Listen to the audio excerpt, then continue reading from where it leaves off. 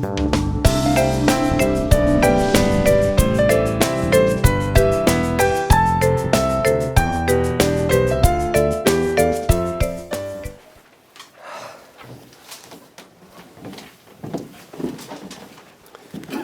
안녕하세요. 안녕하세요. 네, 저는 세안전기기술사학원의 그 대표 강사 이종혁입니다. 기술사 공부를 하시면서 또 주말에 106회 공개 강의를 청취해 주기 위해서 오셔서 고맙습니다. 또 멀리 또 포항에서도 또 올라와 주셨는데 하여튼 뭐 그 열정이 반드시 열매를 맺기를 바랍니다.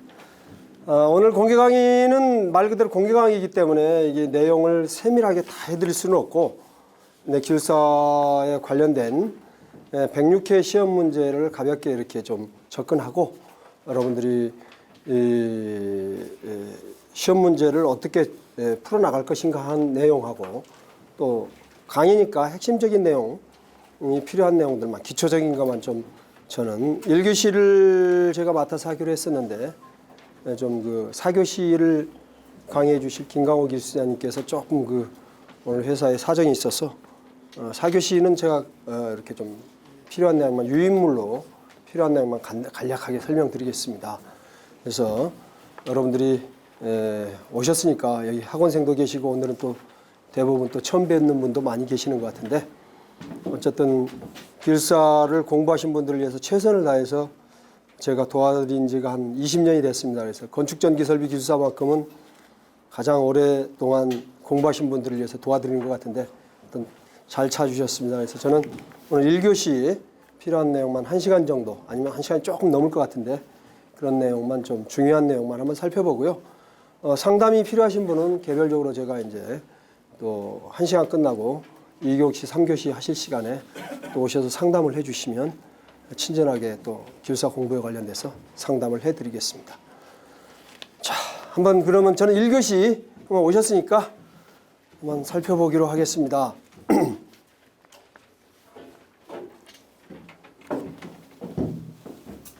1교시 1번 문제는 아주 평이한 문제입니다. 변압기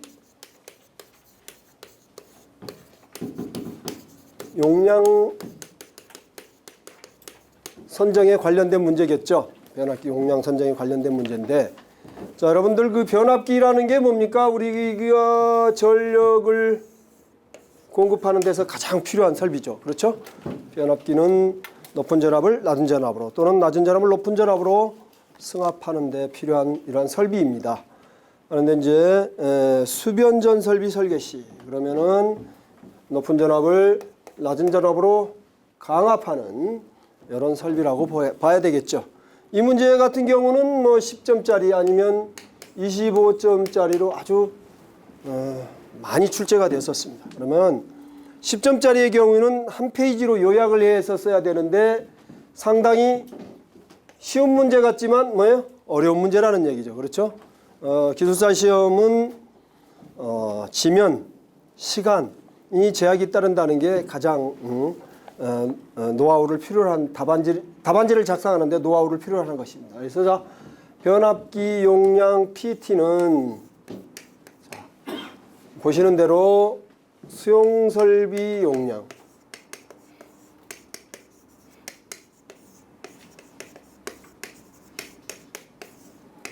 곱하기 이제 일반적으로 이제 수용률 이렇게 표시하면 되겠죠. 자, 우리가 부하에 공급하는 총 설비 용량을 조사를 하는 것이죠.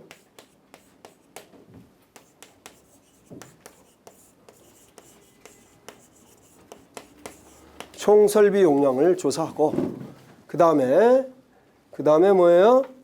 변압기 용량은 그러면 총 설비 용량으로 선정하면 어떻게 돼요? 간단하겠죠. 그렇죠? 간단한 건데 사실 이게 왜 필요하냐 하는 얘기죠. 이게 왜 필요하냐면 여러분들이 기술자란 말이죠. 기술자라는 거는 적정한 뭐예요? 경제성을 가질 수 있도록 설비의 용량을 결정하는 데 필요하다는 얘기입니다. 그러면 자, 수용률이라는 게 뭐죠? 그러면 수용률이라는 거는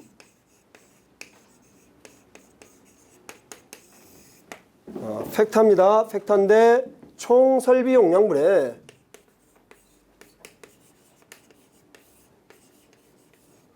설비 용량분의 뭐예요? 최대 수용 전력.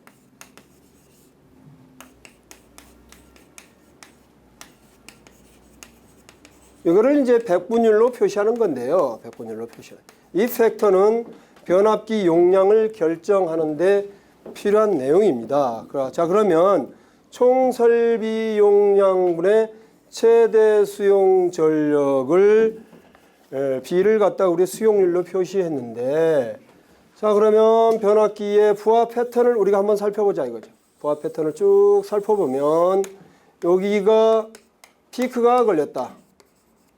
피크가 걸렸다. 그럼 총 설비 용량은 어떻게 되죠? 총 설비 용량.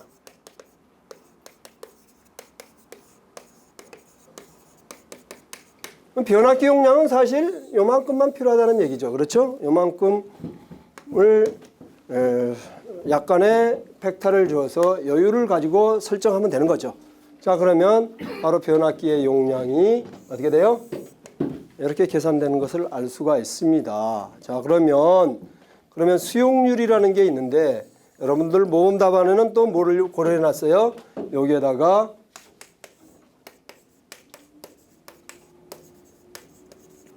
부동률을 이렇게 고려해 놨습니다. 그러면은 수용률만 고려할 때는 변압기 한 대 또는 원 스텝으로 바로 용량을 공급하는 데 필요한 내용이 바로 변압기의 용량이 되겠죠. 자, 변압기 용량이 되는데 그럼 부동률을 고려해야 될 경우는 어떻게 되나요?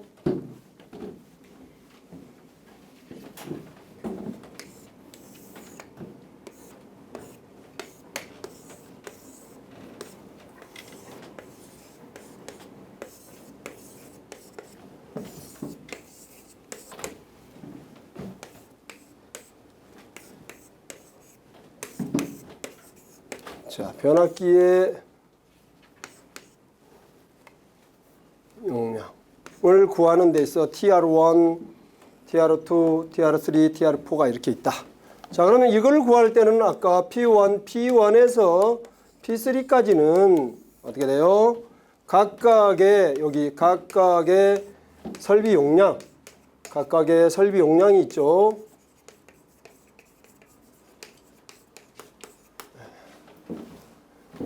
각각의 설비 용량.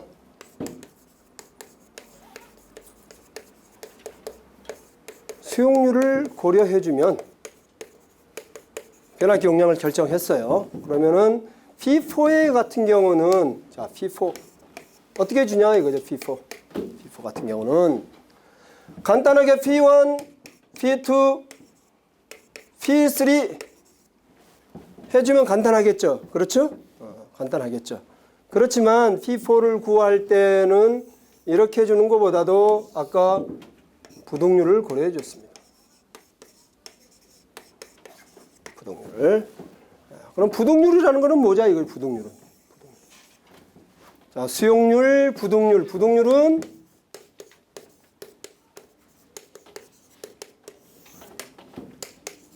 합성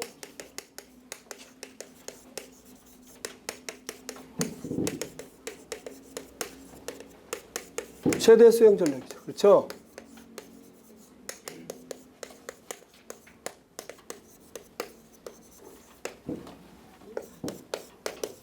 이렇게 된다 이거죠. 다 아시죠? 아시는 내용인데 변압기 용량을 결정하는 데 있어서 물어보는 이유는 자, 이 부동률이 뭐냐? 부동률이 이렇게 해서 합성 최대 수용 전력이라는 얘기는 어떻게 돼요? 여기에 이 P1, P2, P3가 피크가 걸리는 시점이 각각 다르단 말이죠. 근데 피크가 P1, P2, P3의 각각 부하 곡선이 각각 다른데 여기에서 가장 피크가 걸리는 지점이 어디냐?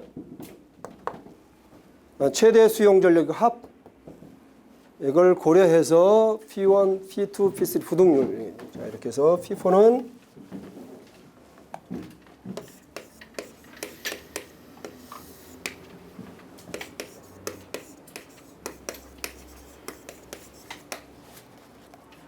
설비 용량 곱하기 수용률 해주면 되겠죠. 이렇게 해서 변압기 용량을 산정하면 되겠습니다. 그런데 이제 산정에 대하여 설명하시오. 계산은 이렇게 하면 된다는 얘기죠. 자, 그러면 여러분들이 보시면 변압기가 원스텝일 경우에는 당연히 전체 설비 용량에다 수용률, 전체 설비 용량에다 수용률, 설비 용량에다 수용률 고려하고 메인 변압기는 부등률을 고려한다. 자, 그런데 이제 모범 답안은 어떻게 됐습니까? 여기에 필요한 내용들. 이 내용은 변압기 용량을 결정하는데 필요한 내용들이고요. 거기 보시면 배전 방식과 변압기 대수. 변압기 대수는 뱅크의 구성입니다.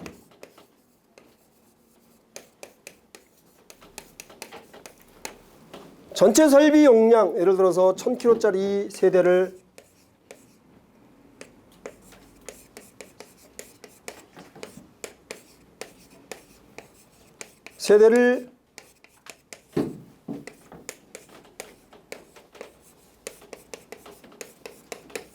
이렇게 해서 3000kg의 부하를 공급하고 있을 때 아까 부등률을 고려하면 이게 최소한 3000 kVA 이하가 되겠죠. 그렇죠? 3000 kVA 이하 될 텐데, 자, 그러면 여기와 여기에 변압기 용량을 결정했다 이거죠. 그러면 변압기 뱅크의 구성은 이 변압기 한 대를 3000kg로 다 공급할 거냐, 1000kg짜리로 세 대로 나눠서 할 거냐, 500kg짜리를 6대로 공급할 거냐, 필요한 때에 따라서 뱅크의 구성이 필요하다는 얘기죠. 그러면은 1500kg로 두 대를 하는데, 예를 들어서 1500kg 두 대로 했다. 그럼 무슨 문제점이 있을까요? 생각해 보셨어요? 1500kg. 뱅크에 구성하는 데 있어서. 설계 쪽에 계시는, 안 계시는? 여러분들 책에 보면은, 이제 너무 질문에 좀 어려워하지 마세요. 자, 책에 보면 어떻게 돼요? 여러분들 책에는 1500kg 이하인 경우에는 뭐 어떻게 한다고요? 원뱅크로 구성한다 이렇게 되고, 1500에서 3000에서는 뭐 1 내지 2뱅크 또 뭐 이렇게 해 있는데, 자, 1500kg로 구성했을 때 문제점이 뭔가를 생각해 보셔야 됩니다. 책 보고 외우지 말고, 책 보고 1500kg로 우리가 저압방 22.9kV에서 380V로 변성하는 변압기다 했을 경우 1500kg를 원뱅크로 했다. 그러면 제기되는 문제점이 2차 측에 과연 몇 암페어나 흐를까요? 계산해 보시면, 자, 2차 측에 흐르는 전류에 따라서 거기에 뭐가 결정되나요? 케이블 사이즈, 각종 설치하는 기기들. 케이블 사이즈만 해도 케이블로 하면 1500kg짜리를 공급하려면 최대한 300스퀘어짜리 대여섯 가닥이 가야 된단 말입니다. 그러면 이러한 문제점을 다 고려해야 될 때 변압기 용량 뱅크 구성하는데 필요한 내용들입니다. 그러니까 여기에 나와 있는 이 변압기 용량 산정 시 고려사항 했을 때는 변압기 용량을 계산하는 것만은 간단히 핵심 요인이 들어가고요. 그 다음에 뱅크의 구성, 주위 온도, 발열량 파악, 이런 것들이 변압기 용량하고도 결정하는데 이게 왜 들어갔을까 고민해 보신 분 계실까요? 주위 온도와 변압기의 용량은 어떤 관계가 있을까요?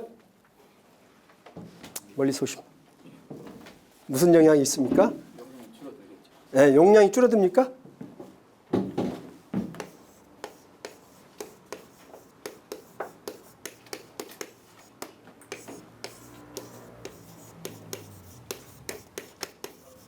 종전에 이제 이런 문제가 나왔어요. 45MVA, 60MVA 하고 이 변압기에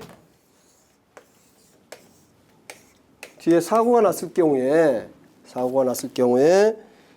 이제 퍼센트 임피던스를 물론 주어졌겠죠.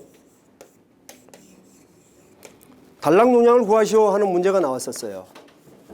그러면 여기에 선로의 임피던스와 서브스테이션의 임피던스를 분명히 주었을 텐데 기준 용량 베이스로 환산함에 있어서 과연 이 변압기의 용량을 기준 용량 베이스로 환산할 때 이걸로 해야 되느냐 이걸로 해야 되느냐 고민이 되셨던 분이 많을 거예요. 어떤 걸로 해야 됩니까?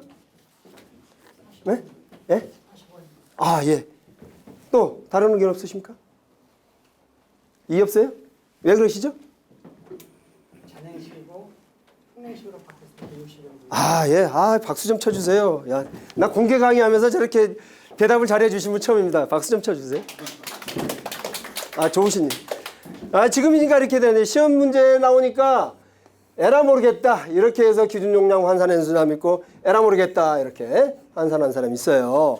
자, 무슨 얘기냐면 이 변압기는 45MVA를 기준으로 해서 퍼센트 임피던스를 예를 들어서 10%로 했다 하면은 그게 바로 이제 처음 변압기를 생산할 때 퍼센트 임피던스 이걸 기준으로 해서 만들어 놓은 겁니다. 그런데 변압기의 냉각 방식에 따라서 자, 유입 잔행식일 경우에 지금 아주 설명을 잘해 주셨는데요. 잔행식일 경우에 45MVA이고 이거는 뭐예요?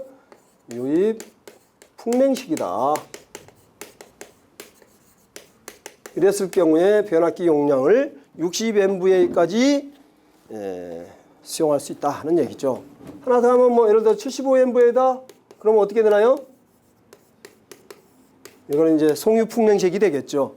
그래서 주위 온도, 즉 냉각 방식을 달리하면 변압기 용량을 같은 변압기지만 충분하게 이렇게 용량을 훨씬 키울 수 있는 효과가 있다 하는 얘기가 바로 주위 온도와 발열량에 관련된 내용입니다. 그래서 10점짜리이기 때문에 간단하게 이제 얘기를 했고요. 최근에는 또 고조파와 관련된 얘기도 많이 나오죠. 변압기 K팩터에 관련돼서 변압기 용량을 묻는 문제, K팩터를 설명하는 문제 이런 얘기가 있습니다. 고조파가 발생되면 거기에 따라 용량 감소 효과가 나타나는데 어쨌든 이런 것들이 전부 다 변압기 용량과 관련된 얘기입니다. 그래서 변압기 용량 묻는 문제는 가장 기본적이면서도 많이 출제되는 문제고 또 여러분들이 쉬운 것 같지만 접근하기 단답형으로 뭐냐면 뭘 써야 될까 고민하실 거예요. 근데 가장 중요한 건 뭐예요? 변압기 용량을 선정하는 거. 그 다음에 변압기 용량과 관련된 문제, 관련된 내용 이걸 써주시고 단답형이면 한 페이지 이내로 25점짜리 같으면 뭐 2페이지 반, 3페이지 이내로 작성을 해 주셔야 됩니다. 기분 좋다고 내가 이 변압기 용량 선정에 관련돼서 아는 게 많다고 2페이지, 3페이지 써줘봐야 점수 많이 안 줍니다. 그러니까 여러분들 분량에 맞게 써주셔야 되고요.